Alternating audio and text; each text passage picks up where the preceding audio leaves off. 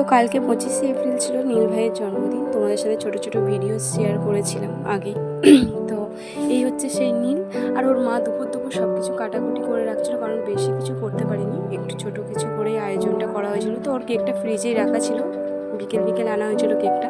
ওর নাম নীল, তো কেকের ওপরও নীল নামের স্পেলিংটা দেওয়া আছে। আর ঘরটা ওর দাদারা খুব সুন্দর করে সাজিয়েছে বেলুন দিয়ে। আর এদিকে সবাইকে বলতে পারিনি, আমি আমার বান্ধবীকে বলেছিলাম, দেবিকা, ও চলে এসছে ঘরে। আর এদিকে সবাই আছে, ওর গুরুজনরা, ওর জেঠিমা, ওর দিদি, ওর বাবা, এদিকে ওর বন্ধু বান্ধব সবাই চলে এসছে। আর এই ড্রেসটা আমি ওকে বার্থডেতে গিফট করেছিলাম।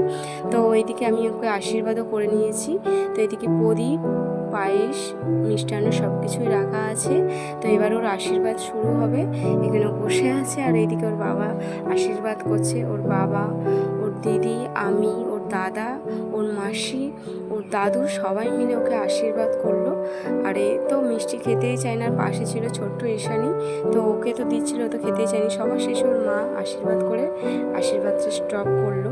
আর এদিকে তো দিয়ে আসে শাক বাজাতে হেসে ফুটোফুটি, কারণ ও তো একটু কিছু হলেই তো হাসে ফুটোফুটি দেয়। তো কেক কাটিং এখানে স্টার্ট হয়ে গিয়েছে। সবাই এখানে আমরা দাঁড়িয়েছিলাম, মাথায় তো সবাইকে স্প্রে দিয়ে ভর্তি করে দিয়েছে। তো এখানে কেক সবাইকে গালে দিয়েছে নীল। তারপরে এদিকে রান্নার জোগাড় হয়ে গিয়েছিল, তো নীলকে খাবার দিয়ে দিয়েছিল ওর মা। এখানে 5 রকমের ভাজা, ডাল, মাংস আর পায়েস আর জল এখানে দিয়ে দিয়েছে। এবারও খাবার পরিবেশন করবে। তো আজকের ভিডিওটা আমি এই অবধি তোমাদের সাথে শেয়ার করলাম। তো কেমন লাগলে অবশ্যই কমেন্ট করে জানিয়ে। চলো টাটা।